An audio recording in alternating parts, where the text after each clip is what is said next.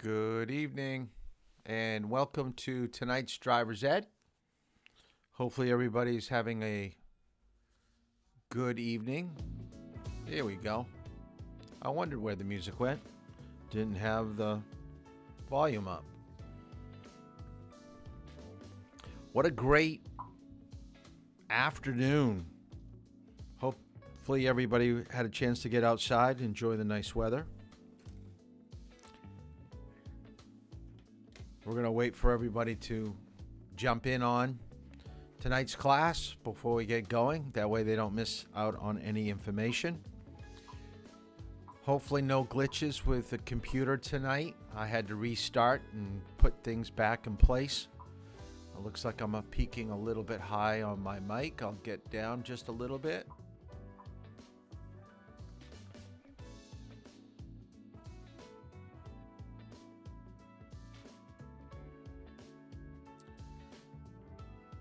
I do have a few openings tomorrow. I think they're kind of a strange time frame, so let me take a peek here. Tomorrow, 2:30 to 3:30 and 4:30 to 5:30. So I've got two openings if anybody wants to grab those. Especially if you could meet me at the school, that would be greatly appreciated. And then Saturday, I think I'm all booked up. So we'll have to go. Let me take a look at Saturday.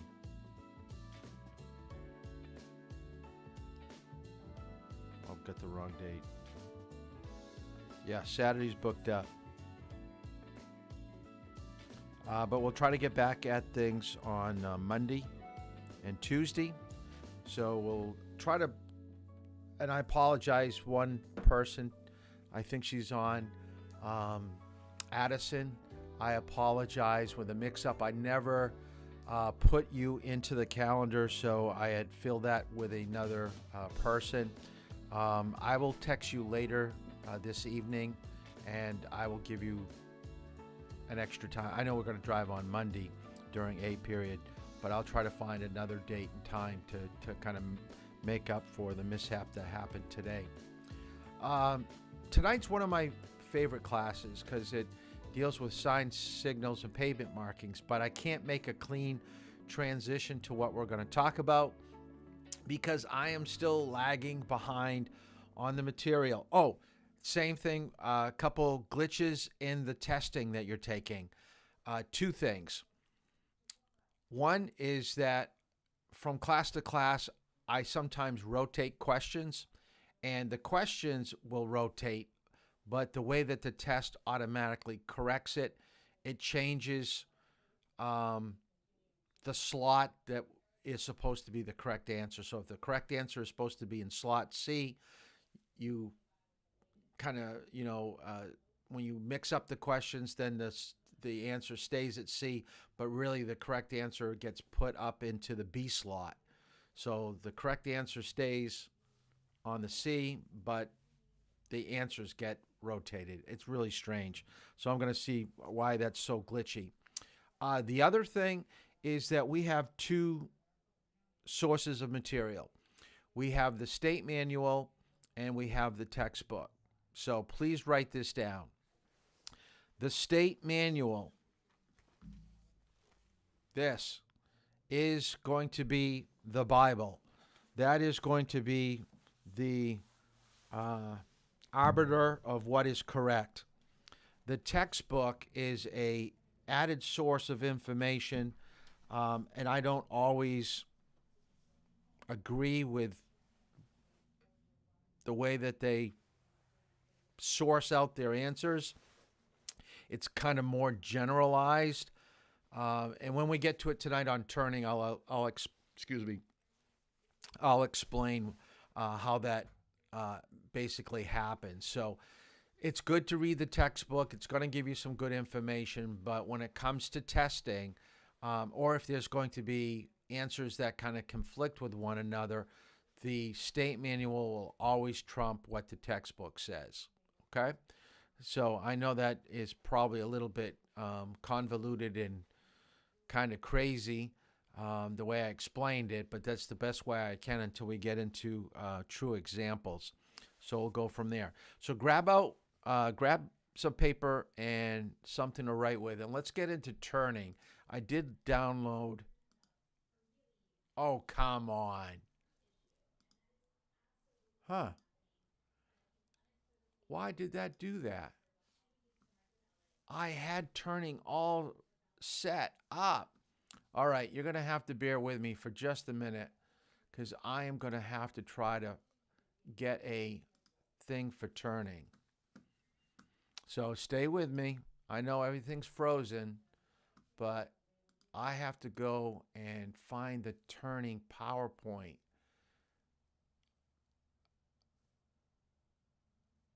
I can't believe that it didn't cross over.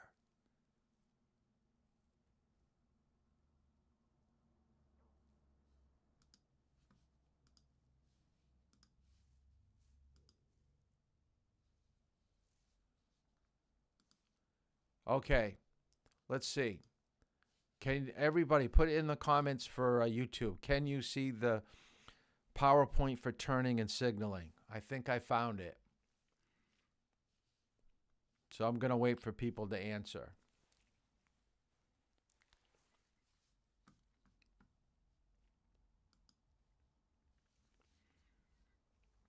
Well, basically, while you're answering whether you can see it or not, um, the whole basis of driving is based on lane position and speed.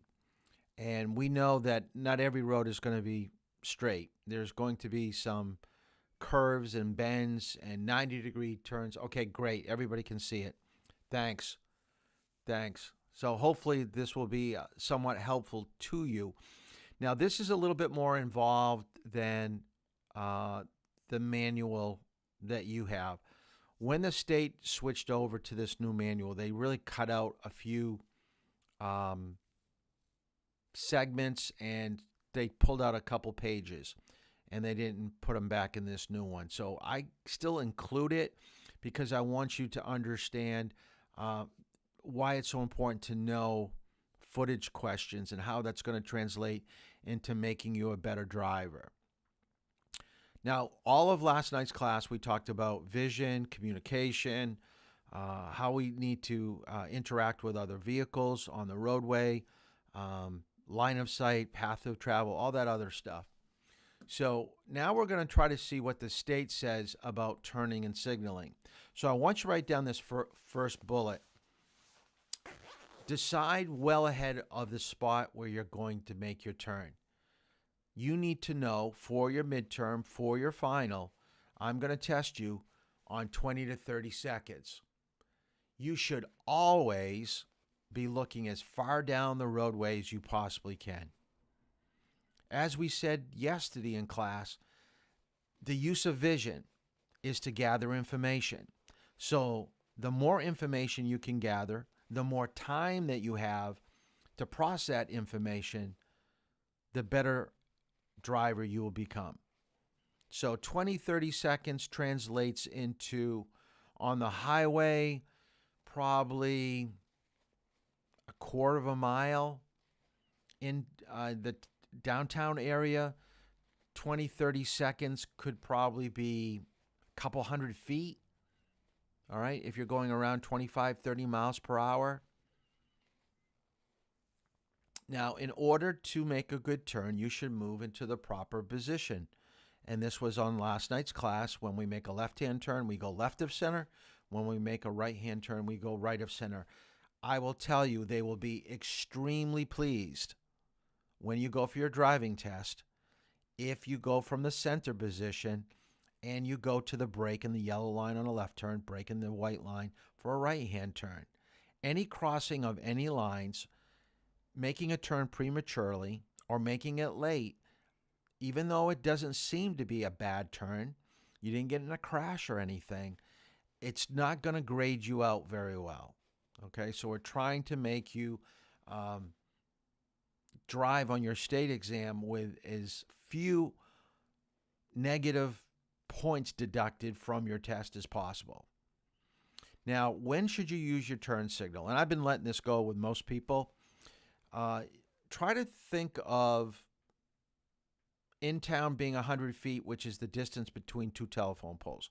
So write down in your notes, you should always signal 100 feet before your turn, which is about 3 to 4 seconds, but it also is around 100 feet. So most people will say, I have no clue what 100 feet looks like.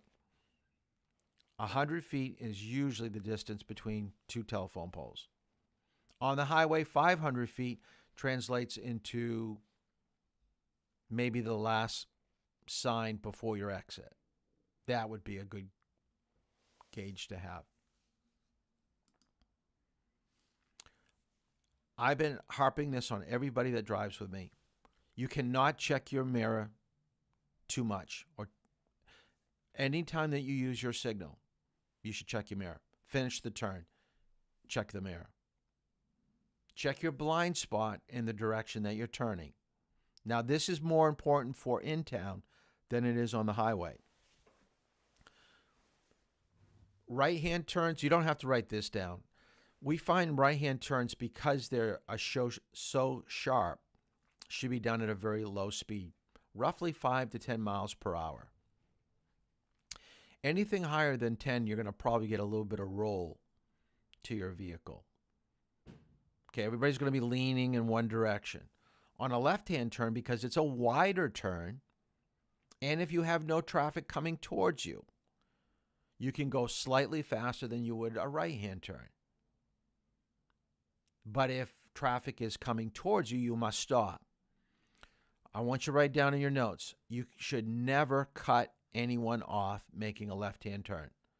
Whether it be at a stop sign, traffic light, on a regular road, just making a left turn in front of somebody. If they need to brake to allow you to make your left turn, if you're making them brake, then you probably cut them off. People should not have to brake to allow you to make a left-hand turn. So left-hand turns are a little bit more complicated because you do have to judge the speed and distance of cars coming towards you. Here are two terms that I want you to know. When you see vehicles that prevent you from entering, look beyond them to locate a suitable gap or hole. A gap is a space between vehicles. A hole is a space between a cluster of vehicles. So a hole, this is probably the most important thing to write down. A hole is larger than a gap. Now, when you follow another vehicle, you should be about 3 to 4 seconds behind the vehicle in front of you. That time, that 3 to 4 second is a gap. All right? When you could actually fit maybe 10 to 12 cars in front of you, that's more like a hole. Okay, so a hole is larger than a gap. Vision checks at intersections should be made in both directions, but always looking left first and then looking to the right. So in your notes, when you come to an intersection, whether you have a stop sign or you don't have a stop sign, where there could be crossing traffic, you're always looking at where you're going to get hit from first. When you're traveling at a traffic light or a stop sign, your first area of conflict will be coming from the left. As you cross into that area, then you look to the right and then look straight on. And the more frequent you make checks back and forth, probably the better off you're going to be. Now, this is something I came up with. This is my own little thing, all right? But I think it's very helpful for you, so I want you to write it down. When turning out in front of another vehicle, especially at a stop sign, there are 3 things that you have to determine before you pull out in front of traffic. First thing is, do they have their turn signal on? Because you should never trust turn signals. People put them on too early. People turn them on and never turn them off. So the only thing you should think about when you see a car with a turn signal is there's a car with a turn signal on. Okay, just state that fact. We can say, yes, I see a car with a turn signal on. Now, before you choose to do something, you have to answer in the affirmative with these two questions. Have they changed their speed? Yes. Have they changed their position? Yes. If you can answer yes to those two other questions there, then you can pull out in front of somebody. But if you see a car with a turn signal on and you go, have they changed their speed? No, not really. Have they changed their position? Have they gone right of center? No, not really. I wouldn't pull out. That's a car that's turning beyond you. That's a car that's left their directional on. It's better to wait and be correct than to pull out in front of a car and be wrong. And if you get beeped at, you've just cut somebody off. You were wrong in your assumption. So don't assume when you pull out in front of someone. Don't have to write these down, but we took a study and we found out what are the most common errors of people making turns, left turns and right turns. At the top of the list, absolutely, too fast. Sometimes people just put their directional on late. And a late turn is going to be a turn that's done too quickly. And it's going to probably pull you out of your center position. Once you're beginning to make your turn, you don't use the steering wheel correctly. You either oversteer or understeer. People coming into the turn communicates the wrong intention. And there are some of you in this class, I'm not going to call you out. There's some of you, tough time with left and rights. You've got to know your lefts and rights when it comes to driving. You can't confuse other drivers. They're going to be basing their decisions on what you're communicating. Very common for those of you that are driving with parents or with me, when someone is making the determination of where you are going to drive, you can't find the turning area. Someone says turn left and you're thinking, I can't find the street on the left. Start thinking about different aspects of a roadway. So I want you to write this down. Can't find the turning area. These are things I want you to write down. Always, number one, look for the gap in the line. Turning left, yellow line, gap. Turning right, white line, gap. Second thing you're looking for is a street sign, a green street sign. And by the way, when we talk about this tonight, street signs don't necessarily have to be green.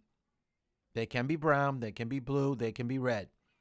Now, the other colors are based upon the town that has passed an ordinance because of the area that you're driving in. It could be like a federal area around federal buildings. It could be like private property, and they allow different colors. But for the most part, I'd say probably 80-90% of the time it's going to be a green street sign. A lot of people leave their directional on after turning. Don't want to do that. Now, it says question 96. Can you believe that the old manual, which was supposed to train you and help you get ready for your written test for a driver's exam, they gave you 100 sample questions. The manual that you have in front of you right now, go to the back. Look how many questions that they give you to study. 11. That's crazy.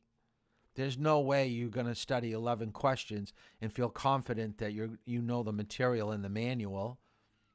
So my midterm and final are going to be so much more difficult than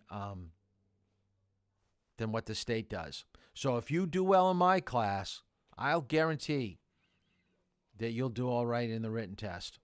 If you kind of borderline with me, you're going to be borderline with the state. So you get in the mid-80s or above, I'll guarantee you'll pass the written test first try. So other situations, you're going to use your turn signal, changing lanes, turning at an intersection, enter or leave an expressway, pull away from the curb, pull over to the side of the road, and parking and backing. So all of these I do want you to know. So whether you write this down now or when you reread the manual, I forgot what section it was probably on. It could be section 5 in the manual. But you should know every situation. And my philosophy, like I told you last night, it's better to have your turn signal on and not need it than to need it and not have it on. Other situations where turning is important. Hand signals are important to know, and I'm going to get out of this for a second. I had someone today that was a private student ask about hand signals. Everyone should know that this is a right-hand turn, this is a left-hand turn, and your arm out and down will be slowing down or stopping. So they may ask you during the test, imagine that your turn signals aren't working. Okay, roll down your window and tell me what hand signals are. Not only does it show them that you know what they are, but that you can actually perform it. All right, some people give them a task like that and they get all nervous. It's like, how am I supposed to do hand signals? I actually had someone try to do hand signals with their right arm. No, your hand signals have to be done with your window down and your left arm out. You don't do hand signals in driving with your right hand. It's impossible to see it from the outside. Tapping brakes is to warn other drivers that you plan to go off the highway where there isn't a deceleration lane. Parking, like with parallel parking. I think I had someone driving today. We were stopped behind another driving school that was teaching parallel parking, so we had to wait for them. When something's in the road, another reason why you would tap your brakes is if you're being tailgated. All right, being tailgated. You tap your brakes to let people that you see how close they are, and you would like them to back off a little bit. So remember, with tapping your brakes to warn people that they're getting too close may anger them. So that's why you're checking your rearview mirror, and it's a slight tap. You're not trying to slam on your brakes where they hit you from behind, because then they may find you partially at fault. The law states that you must not follow another vehicle more closely than is reasonable. A reasonable distance depends on the speed of the vehicle along with traffic and road conditions. You absolutely need to know this. 4-second rule is what you use for following distance. I think I explained this earlier. Started off when I was teaching at 2 seconds. Then they changed it to 3, and now they've made you stay back 4 seconds. Now, in bad weather, the distance should increase to 5 to 6. You always want to account for anything that can go wrong. When you account for what could go wrong, you've given yourself that space, that little area of a cushion to handle things that are going wrong, like slipping and sliding. The car in front of you brakes too quickly, so it gives you an extra second or two to really slow down so you don't hit them. So more is better. Now, I know your parents are going to probably say at times, you're too far away. Okay, listen to your parents, but really think about it. You're not in a race. You're not going to get any place any sooner, but you are going to be able to handle things a lot more easily and with more of a sense of ease by staying back at least 4 seconds. Now, these are questions that will pop up on the final. I don't think I have a lot of this on the midterm. And by the way, isn't it crazy to think that next week, we're halfway through. We're going to be doing the midterm next week. Stopped on a hill, stay back 1 car length, just in case they're in a manual transmission and they roll back. In traffic on level ground, stay back so you can see their tires touching the ground. That's going to give you a little bit of extra space. In case they stall or if someone hits you, you're not going to get pushed right into where they're at. At crosswalk, stay back about 10 or 15 feet when someone is crossing. Never stop on a crosswalk in heavy traffic. Please write that down. When I do take you into Dover, and we'll probably be stuck in traffic, understand that you've got to give people a place to to cross. Now, I saw this. I think it was on Facebook. I've got to find it so I can show you the video. I saw a picture of a car that stopped on a crosswalk, and the pedestrian actually jumped on top of the hood of the vehicle and walked right across in front of the driver on their car. Got right up on the car and walked right on top of the car.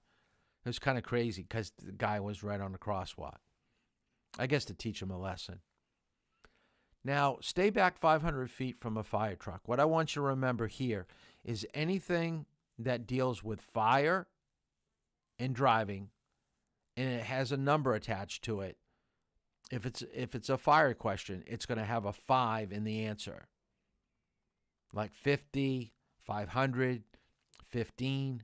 So staying back from a fire truck that's going to an alarm, just in case things fall off, or if it's a volunteer fire department, a lot of the firemen are going to be following the engine as they get closer and closer to the where the fire's at. Stay back 500 feet.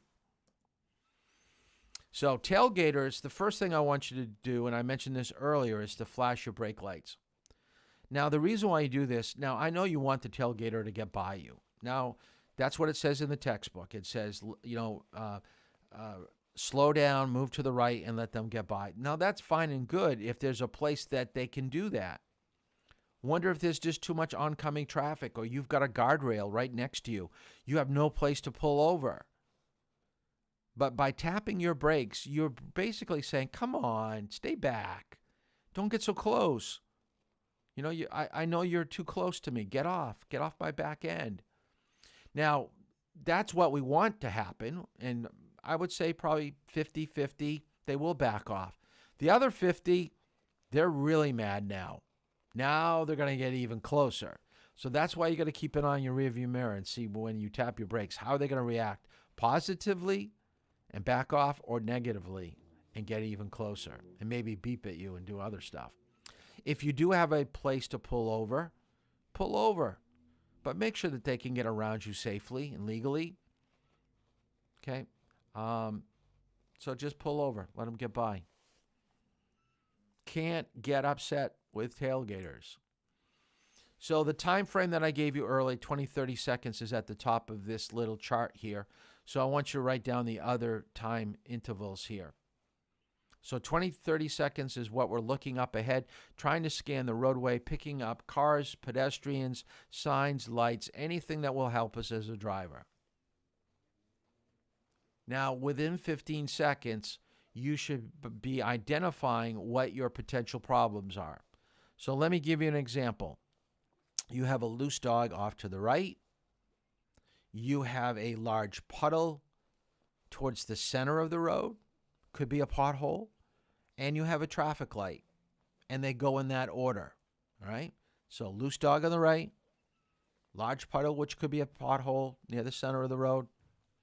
And you have a traffic light just beyond that. So you've looked at the roadway. You've come up 3 situations that are going to need your attention. Within 5 to 15 seconds, you should have everything timed out of how everything's going to go down. So let's play this out. You're driving down the road, 20-30 seconds. Oh, there's a loose dog to the right. There's a pothole with a puddle. Okay? That's towards the center of the road, and I've got the light up ahead. Okay, with the dog, I'm slowing down, and I'm moving left of center. And I'll be ready to go far left if the dog gets closer to the roadway. Wow, I just made it by the dog. Uh-oh, here comes the puddle.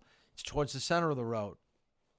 Okay, I'm going to go far right and slow down.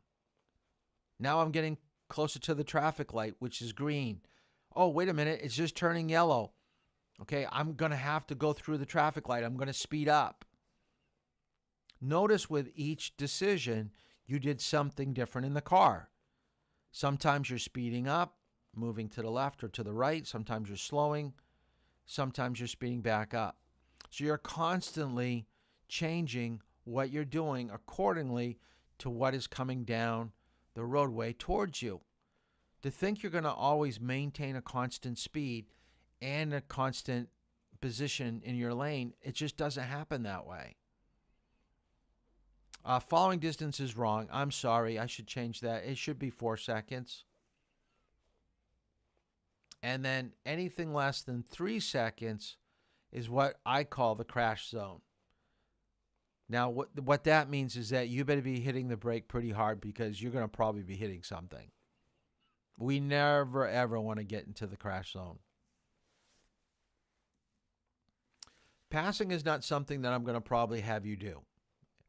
We'll talk about it. We have another section on the highway coming up in the 4th week of class, but I'm not going to drive with you. I'm not going to say, I'm going to pick on, let me pick on Julia. I'm going to say, Julia, okay, I want you to drive around today till we pass somebody.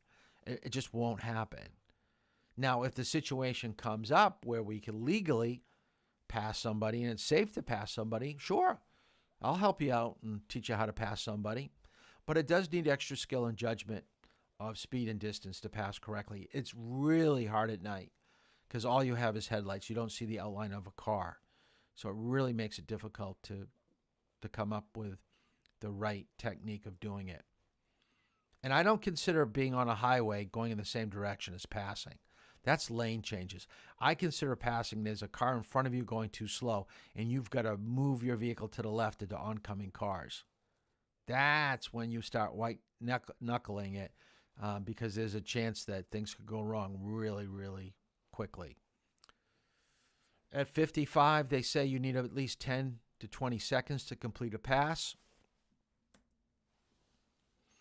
And my philosophy is that if you have any doubt at all, whether you should pass somebody, you probably shouldn't. Okay, why are you in such a hurry? Or wait till there's a better situation and area to pass. Look at the passing lane because someone could be passing you. Check your blind spot, which is looking over your left shoulder if you're passing somebody. You should signal moving over while you're keeping up your speed. Now, when you go to pass somebody, write this down in your notes. You should be going at least 5 to 10 miles faster than they are. If you're going less than 5 miles than what they're going, let's say they're going 52. If you're going 54, 55, just a little bit above what they're doing, it's going to take you forever to complete a pass. You got to be going 57 to 62. 5 to 10 over the speed or what they're doing. Now, once you've checked your rearview mirror and you can see their headlights, both of them, see the entire grill in your rearview mirror, it is safe to move back to the regular driving lane. If you cannot see them in your rearview mirror, they're right beside you. Don't cut them off. It's better to stay out and pass and really see them way back behind you in your rearview mirror than to move over too quickly. Signal before you go back into your lane, and you should get back into your lane within 200 feet of any oncoming vehicles. Passing on the right is allowed, but I want you to understand that you can only do it if there's enough pavement. So when you've got a car in front of you turning left, you should scan to the right and see if there's enough pavement to keep your car on there. If it's going to be going off the edge, I wouldn't do it. That's where you could, rub your tire up against the edge of the pavement because of the drop-off. There could be broken glass. There could be debris that would puncture your tire. I just wouldn't leave the pavement. Just don't do it. So you can pass people that are turning left on one-way streets like Durham and Dover. That's where we do a lot of lane changes. And I'm going to pick on Alana because her comment just came up. Alana, guess what you're doing tomorrow morning? Lane changes. So this is something that will be on one-way streets a lot tomorrow. Multi-lane highways. You are allowed to pass left to right, right to left. When is passing not allowed? Unless the left lane of the road is completely clear, you should never pass on the top of a hill or right as you're going into a corner. If you're near a viaduct, bridge, or tunnel, you should have at least 100 feet. And 100 feet at an intersection or a railroad crossing.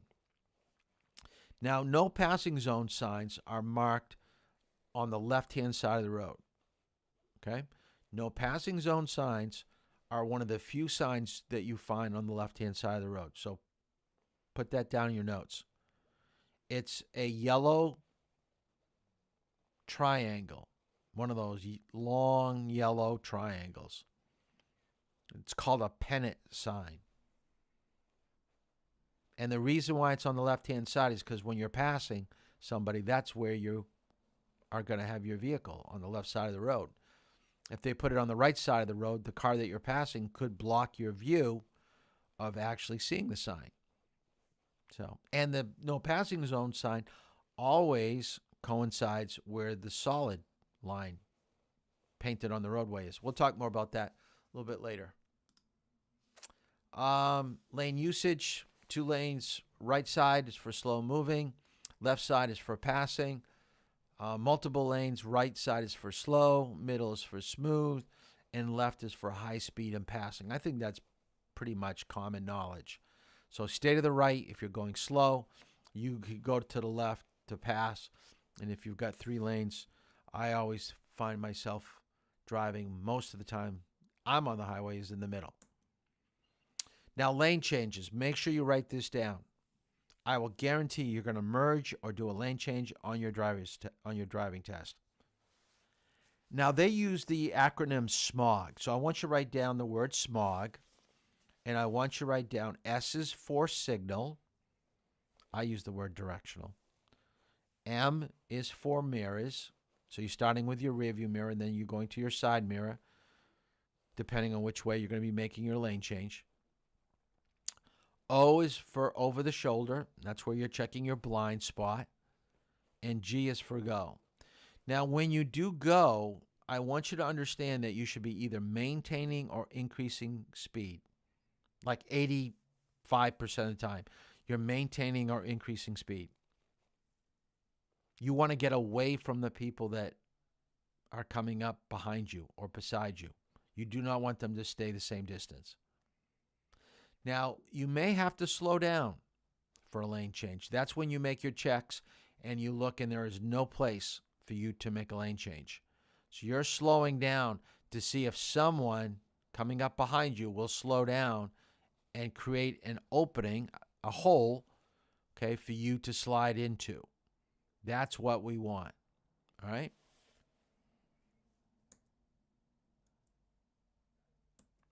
And that's lane changes. I think that's it. Yeah, there we go. We made it through the turning PowerPoint. That's good. Now, we can start our topic on sign signals and pavement markings. Now, I've been giving you worksheets and test questions through the remote Facebook page just so I have an idea of what you're doing. I'm going to have you do a worksheet right now live, all right? So get out a blank piece of paper. Let's see if I can get this up here. Whoop. Oh, I'm going to go down. I'm creating something, so, I don't want that.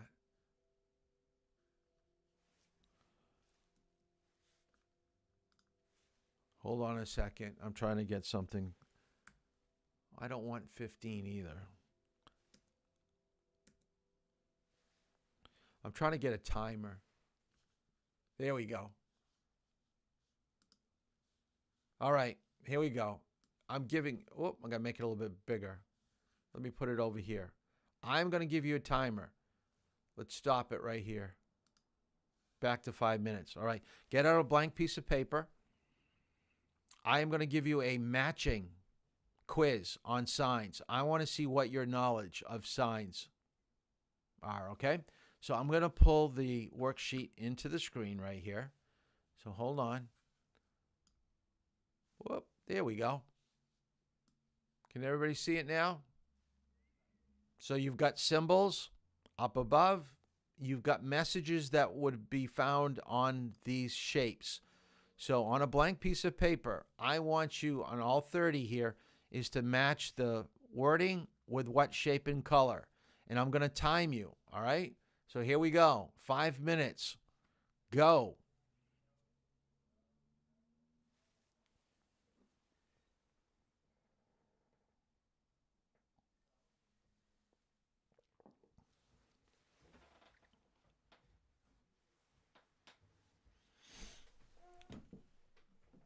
just because I'm a nice guy, I'm going to help you out. 23 is A. All right, 23 is A. So never say that I didn't help you with your quizzes.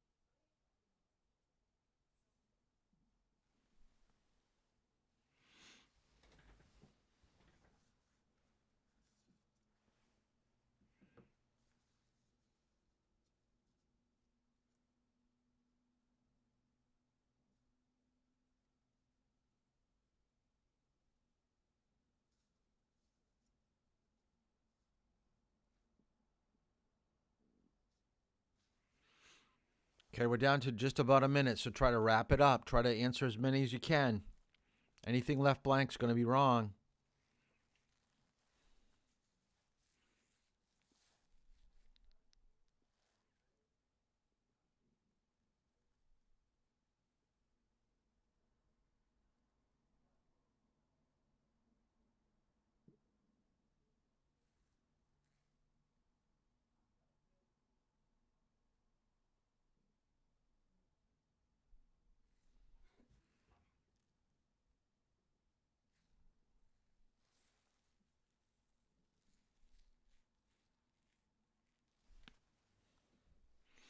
Okay, 20 seconds.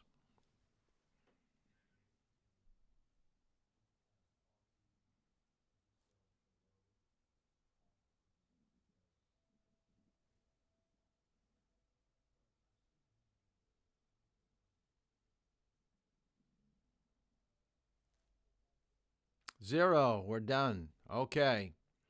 So, what I want you to do is I'm going to go through what the answers are. All right. And at the end, I want you to mark the number that you got wrong, and you need to text me what you had. I could care less what you get for a score. And I will tell you right now, because I've been doing this for over 20 years, this worksheet, I'm going to bet that there aren't many of you that did very well. This is to show you that don't assume because you have a basic understanding of colors, what they mean in driving, or what certain shapes are. When you take away, okay, color and you don't put the wording on the sign, you start to second guess of what happens. Now, the way you should have taken this quiz is if you take a look at the shapes. Okay, let's go through this. Shape A. If you get that wrong, you're not listening. That shape only has one meaning. Okay? So once you've used that, and I gave it to you, that's 23. Okay, that 23 is A. Shape C has one meaning. Shape E has one meaning. Shape G has one meaning. Shape I has one meaning. So once you used up those signs, you don't use them again. We know that shape D and F is the color orange.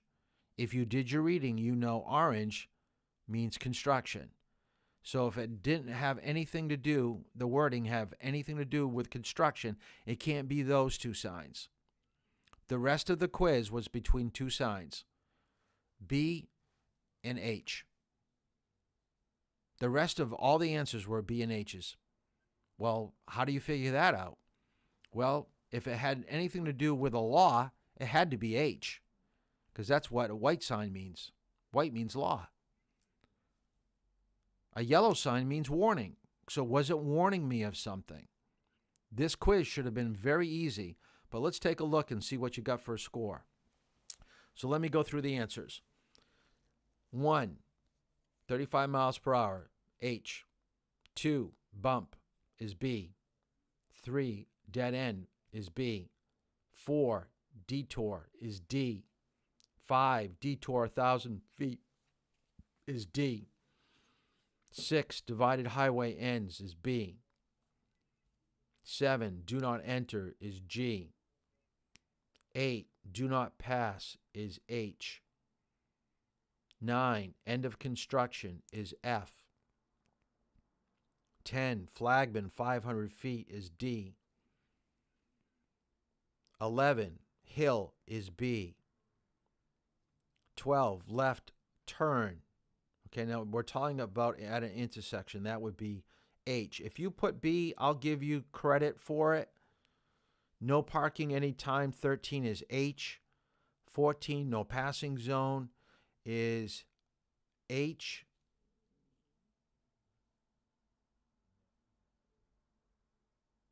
No passing zone is C. I'm sorry. It is C. 15, no turn on red is H. No U-turn is no U-turn 16 is H. Pass with care is H. That's what I was thinking. 18, road machinery ahead is B. 19, road narrows is B. 20, slippery when wet is B. 21, soft shoulder is B. 22, speed limit 35 is H. Remember, if you got 23 wrong, shame on you. 24, stop ahead is B. 25, stop for school bus is H. 26, stop here on red is H. 27, truck route is H. 28, two-way traffic is B. And 29, wrong way is I. And 30 is yield. So I want you to mark the ones that you had wrong, and I want you to take a picture of the quiz that you just took with the number wrong and send me the picture in a text message so I know that you're here, because it says that there's only 15 of you. There's one person that I know should be in class, and he wasn't here last night, and he's not here right now, I don't believe. So we're going to see who is here. So take a picture of your test. I know, Mikey, you can't do it. That's fine. We'll find a different way. Just bring it when you drive next time. and we'll have to get in contact with you when you drive again. But I did see your name come up here, so I know that you're here. And by the way, I did look at my phone while I was doing the test. You've got to sign in with a text message. Our what is up on the screen helps me when I ask questions. But really, your text message is really my attendance.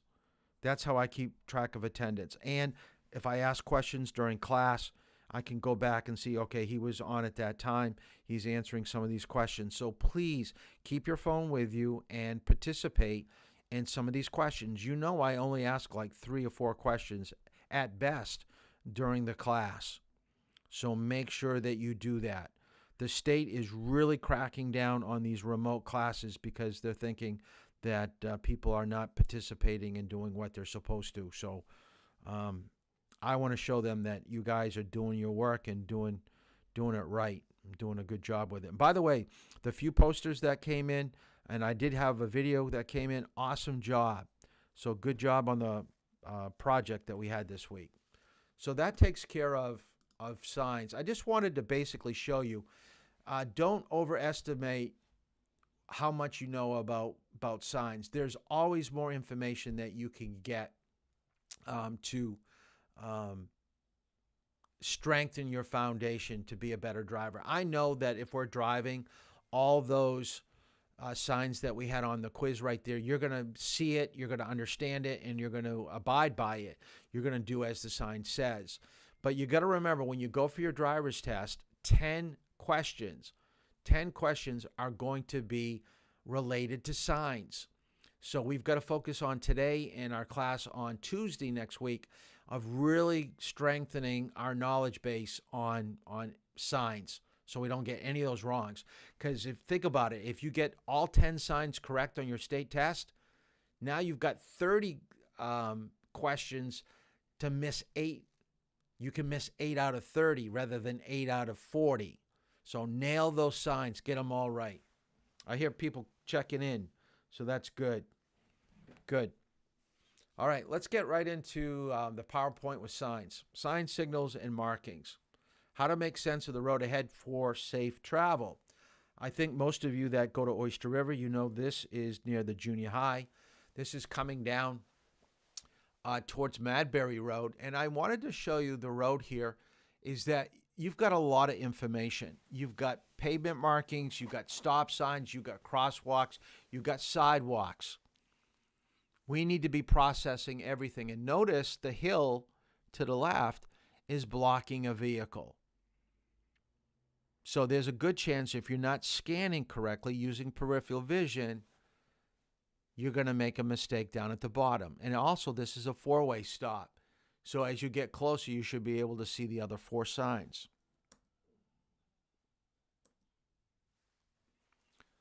Now, when you're driving and they cluster signs together, there's a lot of information right here. How do you figure it out? Now, granted, these are parking signs, so maybe you would already be parked, so you won't even be moving. But a lot of times with other signs, because think about it, they don't get very wordy. These signs are very wordy. Most signs should use a symbol, and it's always better. Think about it. Wouldn't it be better to always use a symbol rather than words?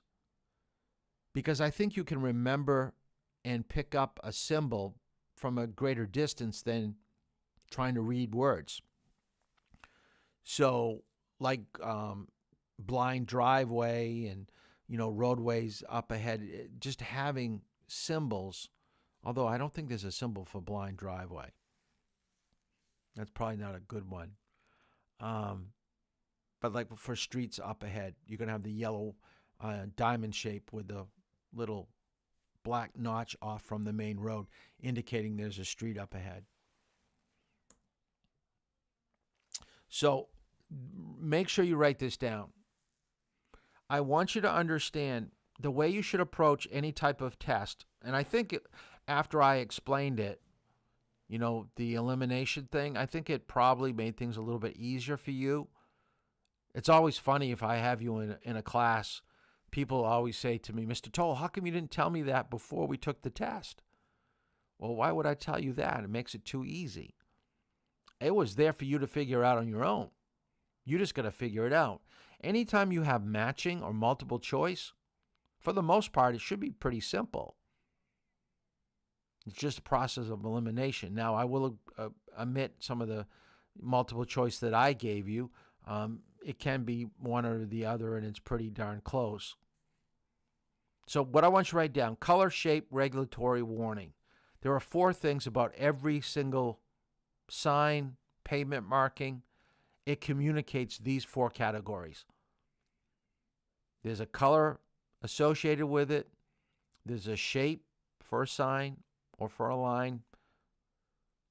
And it's going to be broken into the yellow or the white category. Warning or regulatory. So regulatory would be white and red. Warning would be green, blue, brown, yellow, orange. Okay, they all get classified in one of these 4 areas. Of all the different signs that we have, the red sign is the most important. It's telling you not to do something. Prohibition means don't do it. Now, the bottom picture is a picture of an off-ramp. Can you think of a person, a driver?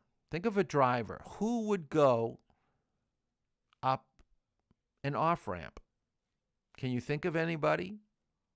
I've got a couple types of people that might do it. Definitely someone that's confused. So out of state, okay, confused out of state driver. Someone's distracted where they're looking at their phone and someone's screaming from the back seat, take the next left. And they just see a roadway and they turn. But more than anything, the person that comes to mind for me is someone under the influence of alcohol or drugs. They've totally lost reality. They don't look at signs. They're just looking at the roadway. You've got to read your signs. Now, the difference between a rolling stop and a resting stop, and I'm not going to go over this because we've done it before. All I'm going to mention is, once again, you need to stop at the line, and it has to be a pitch. You have to feel the car moving forward and then resting backwards. That is a legal stop, and do it at the line. I know some of you hate it when I say you've gone over. You don't think it's that big of a deal. I am only trying to get you ready for your state test. Remember, you can always move forward. There's nothing wrong with stopping at the line and then going up an extra 6 inches to a foot, 1.5 feet, as long as you don't interfere with other traffic. Keep moving up.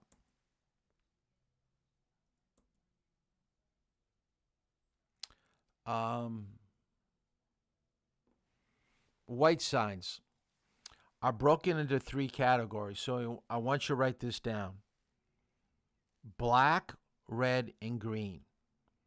You probably never thought about this before. If you want to really impress your parents that you're learning something in driver's ed, mention this to them tonight. Say, Mom, do you know that, white signs are broken up into 3 categories? They mean 3 different things. They're going to look at you like, what do you mean? A white sign, that's a speed limit sign. When I ask people what's a white sign, everybody says speed limit. It's more than just a speed limit. Here's a good example right on the page. So this is what I want you to write down. White with black, which the speed limit is telling you to do something. It's telling you to go 35. A white sign with red lettering is telling you not to do something. Makes sense, doesn't it? No parking. Do not enter. Wrong way. A white sign with green lettering is guiding you to what is legal. So in this sign, you can park for 2 hours, Monday through Friday from 8 to 5. What's going to happen when you park for 3 hours here, Monday through Friday, starting at 10 o'clock? You're going to get a ticket. You're going to get towed. You're going to have a boot put on your car. You don't know, but it's illegal. How long can you park there on Saturday? 2 hours? Doesn't say that. You can park there as long as you want on Saturday and Sunday. Read your signs. It's giving you information.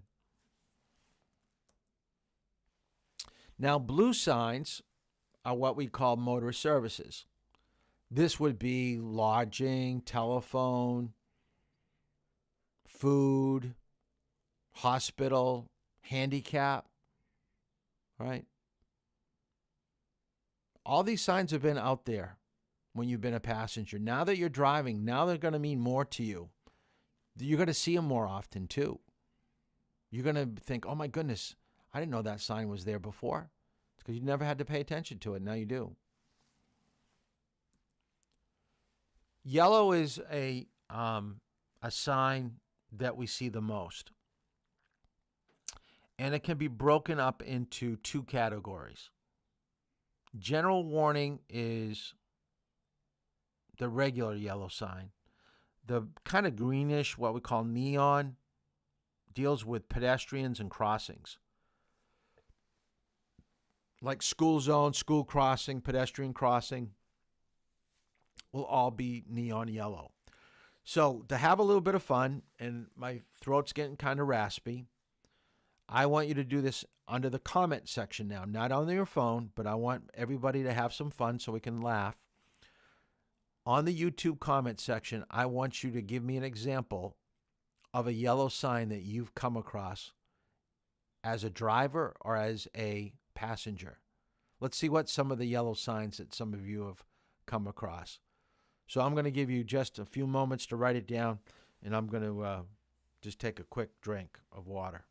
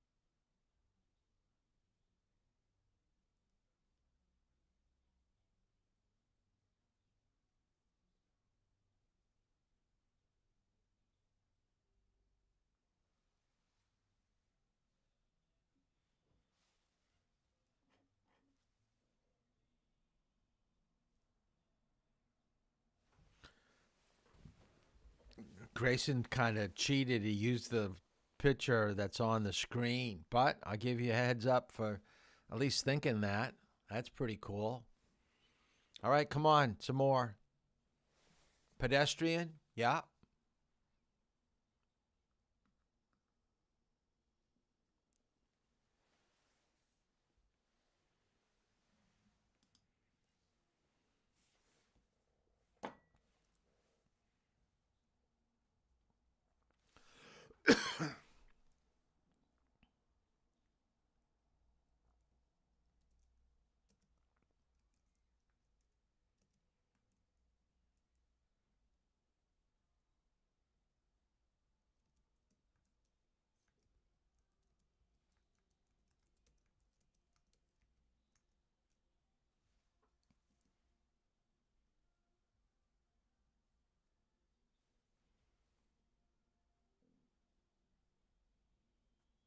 I like Leah's one, old golfers. That's pretty funny.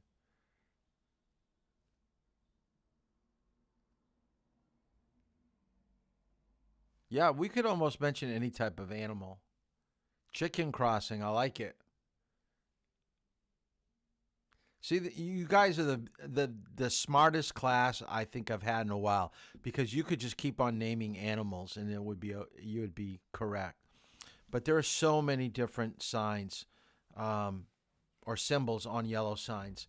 You could get slippery when wet. You could have merge, lane ending. Oh, low clearance, good one. Um, Dead end. You could have falling rocks.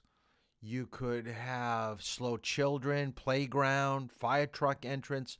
So yellow signs, we have a tendency to see and not to remember, because there are so many of them. We just kind of get dull. Senses become dull to picking up yellow signs. So I just warn you, be very careful of driving and disregarding yellow signs. You should at least look at it and think about it. No one put deer crossing, I don't think, but Julian's got moose crossing. But this is the season. Oh, yeah, I think Addison did. Uh, Deer crossing. This is the season where we're going to find animals coming out into the roadway. Now that we are in hunting season, the animals will leave the protection of the forest, and they kind of try to get away from the hunters. And you're going to encounter animals being very transient, going from place to place. So be very careful. Be careful with that. School zone. So I want you to tell you that school zone speeds vary depending on the speed of the road. And you're going to have to go 45 minutes. Notice the sign to the left. 8:15 to 9, 2:45 to 3:30. So it's 45 minutes before school opens, 45 minutes after school closes is when you have to go these speed limits. Now, the one to the right also has a flashing yellow light. So whenever the flashing yellow light is on, you have to go that speed. Because we've got remote learning, I think the elementary schools are shuffling kids in and out all the time. So the light's really been on constantly by Mohammed and by Mastway, so be very careful with that. Green sign means direction or guidance. We see that on a highway. We do see some of them in through town. I thought this sign was kind of humorous. My nephew lives in Oregon. If you got on Interstate 20 over on the West Coast and you wanted to go to Massachusetts, you could just stay on Interstate 20. It's going to be 3,365 miles, but it will get you there. Can you imagine seeing that? How long do you think it will take you to travel 3,365 miles? That is a long distance. And that's not high-speed driving either. You could take a look at the road. That's going to take you days. A lot of days. This is the color that you'll see the least on the road. Brown is recreation. Brown is indicating that there's some historical site or someplace where you can recreate. Orange is construction. We are entering the final weeks of construction. Usually when the ground freezes over, major construction is done. They may do some bridge work type of construction, but anything dealing with pavement, you're just not going to see because of the snow and snowbanks, things like that. Now, traffic signals, and from top to bottom, I want you to write down red, yellow, green. That is the order. And I believe if it's on the horizontal, it goes from left to right, red, yellow, green. Okay? So some traffic lights, let me get out of here for a second. So some lights go like this, but in Texas, they're on the horizontal. So from left to right, they go red, yellow, green, I believe.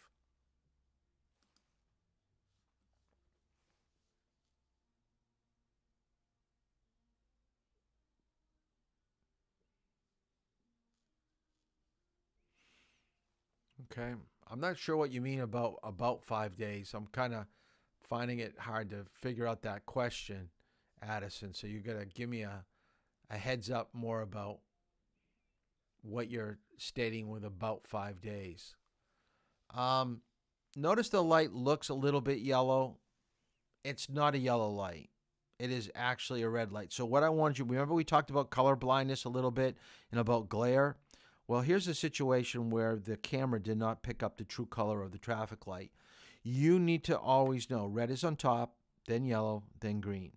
Red is the most important because if you are following behind a large truck, the first light you will see is the top light, not the bottom. It's more important to know when not to go through an intersection than when you can go through an intersection.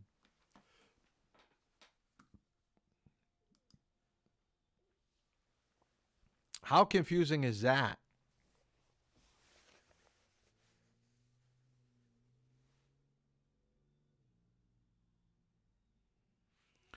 I mean, this is actually a work of art. I thought when I first saw it, it was a real traffic light that people just wanted to be kind of funny. And I think it's over in Europe somewhere, someone told me. But, oh, I see. About 5 days. I get it.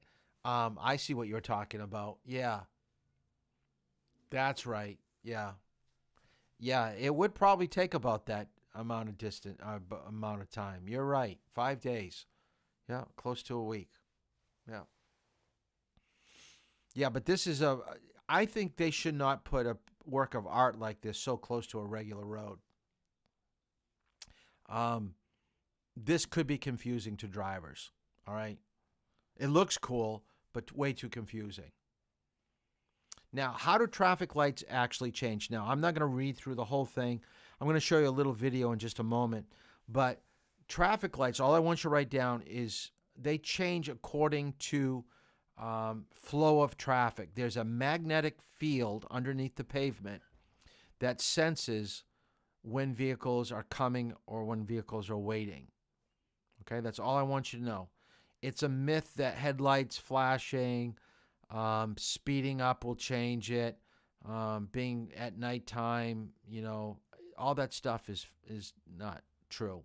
It's all activated by a magnetic field underneath the pavement. That way we get the highest amount of traffic through an intersection without waiting. Let me show you the video. They explain it much better than I can. They really did a really good job. If you live in a major city, I can take a pretty good guess at one of your most common frustrations: traffic. In city driving, the journey is rarely better than the destination. In most cases, we just want to get where we're going. Traffic is not just frustrating, but it has consequences to the environment as well. All those idling vehicles have an impact on air quality. When you're stuck and sitting behind a long line of cars, it's easy to let your mind wander over solutions to our traffic woes. But traffic management in dense urban areas is an extremely complex problem with a host of conflicting goals and challenges. One of the most fundamental of those challenges happens at an intersection, where multiple streams of traffic, including vehicles, bikes, and pedestrians, need to safely, and with any luck, efficiently cross each other's paths. Over the years, we've developed quite a few ways to manage this challenge of who gets to go and who gets to wait, from simple signs to roundabouts, but one of the most common ways we control the right-of-way at intersections is the traffic signal. I'm Grady, and this is Public Works, my video series on infrastructure and the human-made world around us.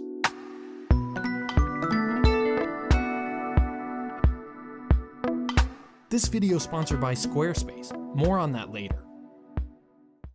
There are a lot of good analogies between cities and human anatomy, and roadways are no exception.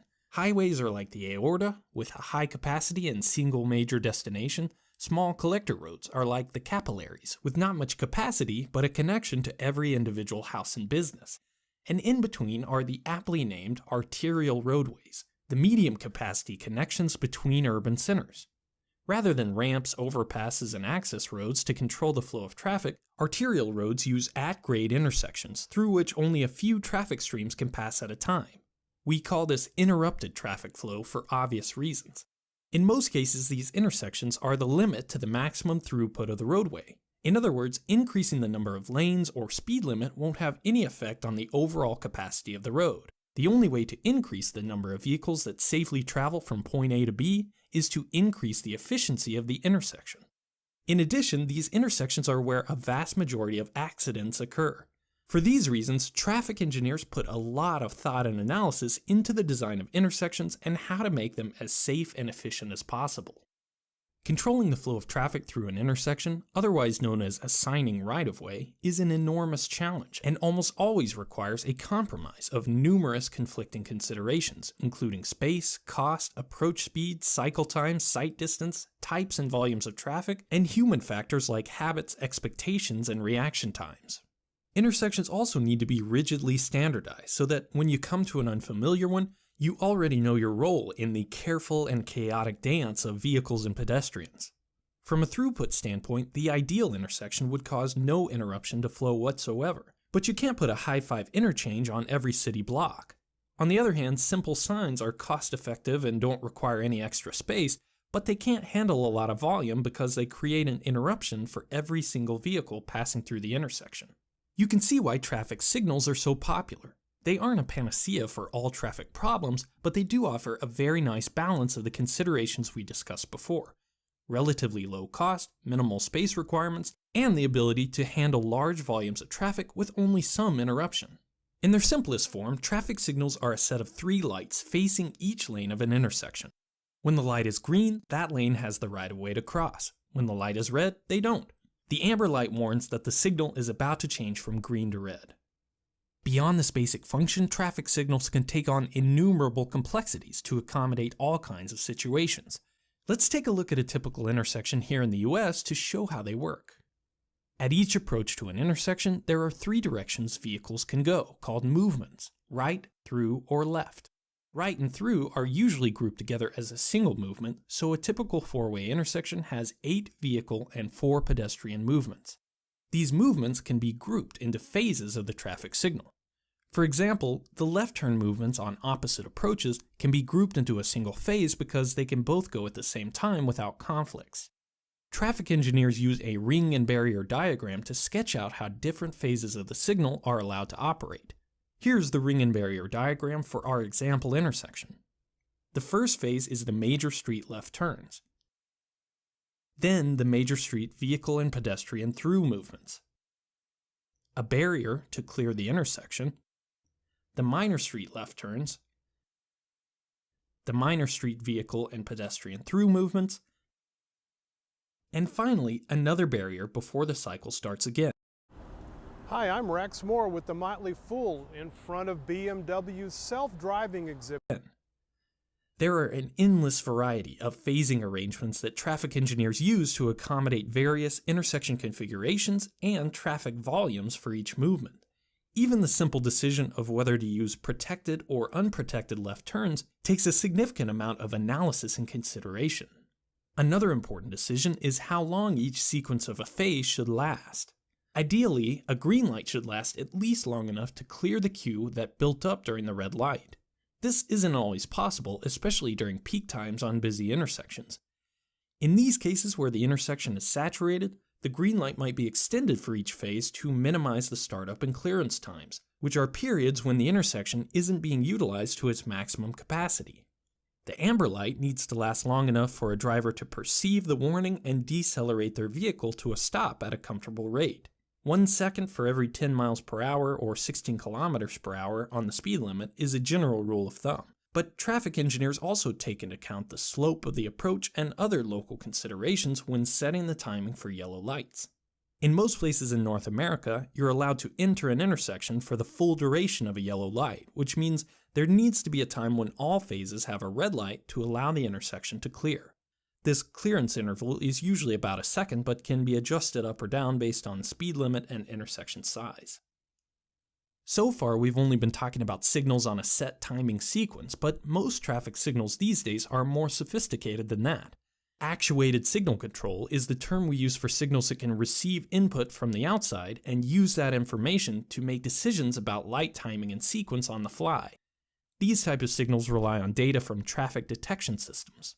These sensors can be embedded cameras or radars, but most commonly they're inductive loop sensors embedded into the road surface. They are essentially large metal detectors which simply measure whether or not a car or truck is present, sometimes to the annoyance of bicycles, scooters, and motorcycles that may be too small to trigger the loop. Whatever the type of sensor, they all feed data into an equipment cabinet located nearby. You've probably seen hundreds of these cabinets without realizing their purpose. Inside this cabinet is a traffic signal controller, essentially a simple computer that is programmed with specific logic to determine when and how long each light will last based on the information from the detectors. Actuated control gives a traffic signal much more flexibility to handle variations in traffic load. For example, if a nearby road is closed and traffic rerouted through a signal that doesn't normally see such high demand, it may need to be reprogrammed before the closure. A light equipped with actuated control will simply see the additional traffic and adjust its phasing accordingly.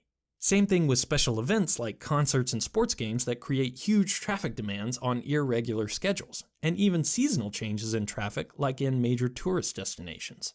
Actuated systems can also keep you from waiting at a long light when no one's crossing in the other direction.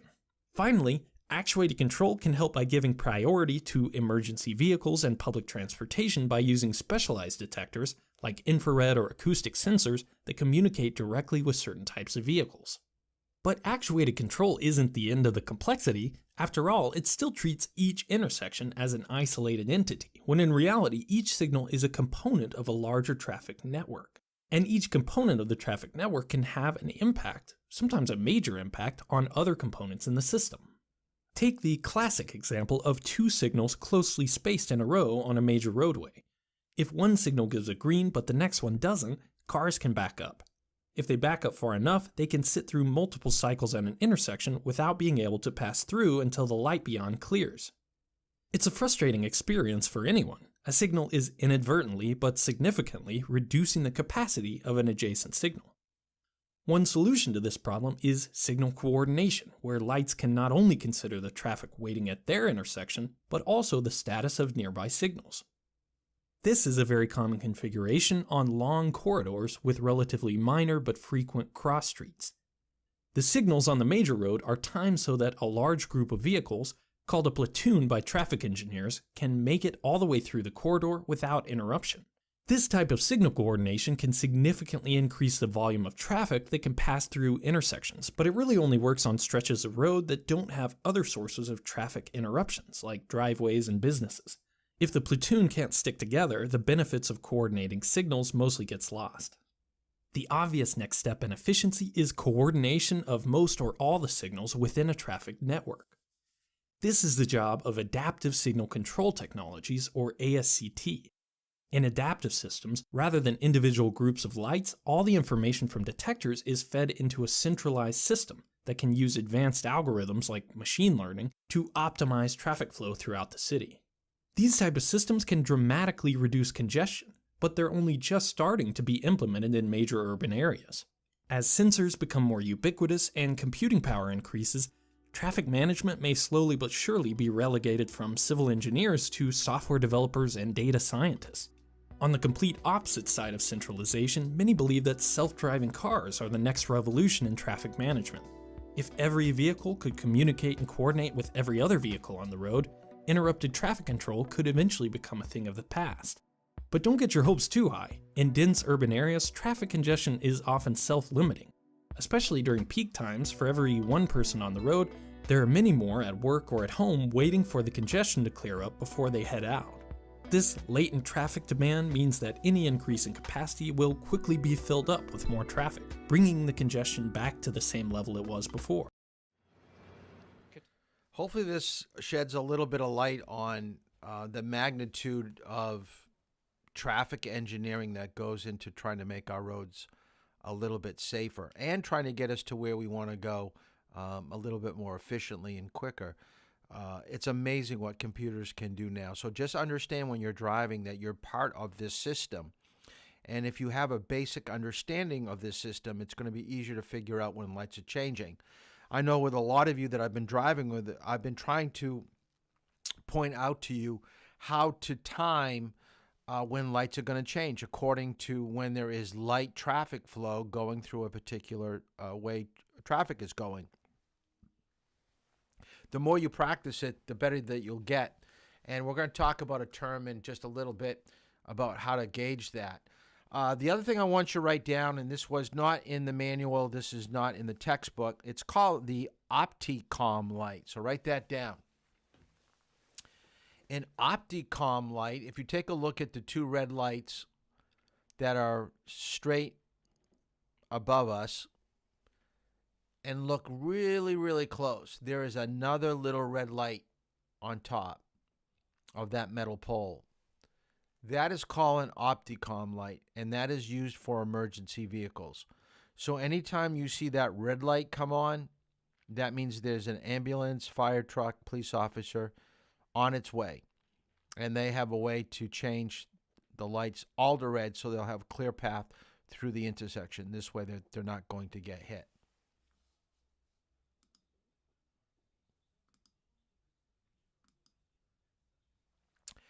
Turning, oh, I should go back.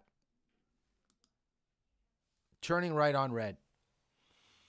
It's legal to do this in every single state. Okay, so always assume that you can always turn right on red unless there's a sign posted telling you that you can't. It'll say no turn on red. Now, just because it says, or just because you know that you can turn right on red, doesn't mean you don't have to stop. You always, always, always have to stop before you turn right on red. So always stop for a red light. Check for any type of sign. So look. And by the way, traffic lights are on multiple positions. They could be overhanging the intersection. They could be on a pole on your side of the road or just beyond the intersection. They all change at the same time. But you may find it easier to look at one light rather than the other two. Okay, so find what light you can focus on, still see pedestrians and traffic, and go from there. But turning on red, look for signs, look for traffic, make sure you don't cut anybody off, and then you can turn right on red. Now, in some metropolitan areas, heavy cities, then it's going to be illegal. Like I think Washington, D.C., right in the heart of New York, you can't. The other thing about traffic lights, what happens when traffic lights don't work? Like there's a snowstorm or someone's hit a power line and the power's gone out to keep the lights working. What do? I want you to write down, always treat an intersection like a four-way stop. If the lights aren't working, treat the intersection like a four-way stop. And a lot of times they're going to bring out a police officer to direct traffic. And then you just follow his direction.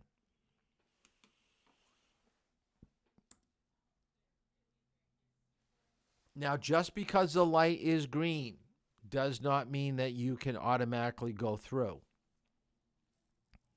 So you've got to check for traffic. And I wish this was a movie and not a picture, because you could see that car carrier. You see those cars kind of stacked on top of one another. That's a truck that's carrying those cars to a dealership. I took the picture of this is because that car carrier is stuck in the middle of the road. It can't go any further. It was so long and so wide that it bottomed out with the roadway and it can't get up the hill. So it was actually blocking traffic. So just because you have a green light doesn't mean that you can go through. In this case, they had to get a police officer to help direct traffic because it was blocking up the intersection so badly. Yellow, when the light turns yellow, it means to clear the intersection. So what you need to understand is that depending on where you are when you first see the yellow light, sometimes you're going to stop, sometimes you're going to go through, but it's based upon stopping distance. If you can stop, you should try to stop. If you see the light turning red at any point when you go underneath, you're running a red light. But I also don't want you to slam on the brakes and get hit from behind. So have a good judge of speed. I think it's wise to go 3 to 4 miles below the posted speed limit as you approach a traffic light. That way, if it turns yellow, the slower speed gives you more options on stopping. The faster you travel, the less options you have for stopping. And what this is called is the point of no return. I think this is where we're going to end tonight, so write this down. The point of no return is that once you're approaching a green light, you want to be looking to the side of the road and say, if I get to that crack in the road, if I get to that sign, it turns yellow, I know the distance to that stop line at the speed that I'm going right now, I can't stop. You've already determined where you're going to stop and where you're going to go. The biggest problems with yellow lights with new students is that you have indecision. You don't know what to do. You just keep on traveling, not knowing what you're going to do. Sometimes you do it right, sometimes you do it wrong. You should be right all the time. So know your speed, know your stopping distance, find that object off to the side of the road. Also know what's behind you. Now, if the car is too close behind you, you may want to go through even though it's just turning red. It's much because the light doesn't turn green automatically for people to the left and right of you the minute you go through that yellow light, which is now turning red. There is a little bit of a buffer, as we saw in the video. There is a little bit of a buffer. Now, find an object to the side of the road and practice this while other people drive. You don't have to be driving to find the point of no return. You're just going to be in a moving vehicle and start looking for things to help you make a determination whether the driver is doing the right thing. And I will almost bet that every single one of you in this class you've been with people that have gone through which they thought was a yellow light, but when you look up from the passenger seat, it's a red light they're going through. You see the light that's red and they're going right underneath it. That's what you don't want to do. Too many people are always thinking yellow means go fast. Got to beat the light. Got to get across. Sometimes it means stop. Sometimes it means stop. So be very careful with that. Okay, I'm making a little headway of getting through. We're halfway through this topic. So I am not going to post the questions. I do want you to read chapter 12. Don't do any road rage articles. I'm going to deal with road rage a little bit later. But I do want you to read chapter 12 in the textbook. That's the only thing I want you to do for the weekend. So no questions. Some of you, I assume because you didn't do posters, you've got videos. So make sure you do a good video for me. Okay, I expect to see those on Tuesday. Remember, go to the Facebook page because some of you have not been doing the homework. You've got to do the homework. I'm not too concerned about what you're getting for scores, but I want to see that you're at least trying to answer the questions. And that's going to keep these questions to the forefront. And that's going to help us when we do our review. So you've got to remember that next week, looks like I've got down on next Thursday, so a week from tonight. A week from tonight, midterm. Okay, so start looking through your notes. We're going to be halfway through the manual at the end of next week. All right, so text me if you want to drive next week sometime if we haven't already slotted spots for you. That way I can get you in. Other than that, continue to practice with your parents. Those 40 hours are really, really important. The little quiz thing that I posted on Facebook, yes. That was going to be from last night's class. That's what I posted from last evening. If you haven't done that, do that. So that's the only thing I've posted on Facebook lately. And I'm going to go back through the quizzes and the test and make sure that we're getting the right scoring, even though like I said, I've switched the questions, or the answers, I should say. I'll have to go back and make sure that they're getting scored correctly. So there could be a couple questions that are wrong. Well, have a good evening. See you tomorrow or Saturday if we're driving. If not, we'll see you next Tuesday. Have a good night. And we'll pick this up. We'll finish this up on Tuesday. Have a good night.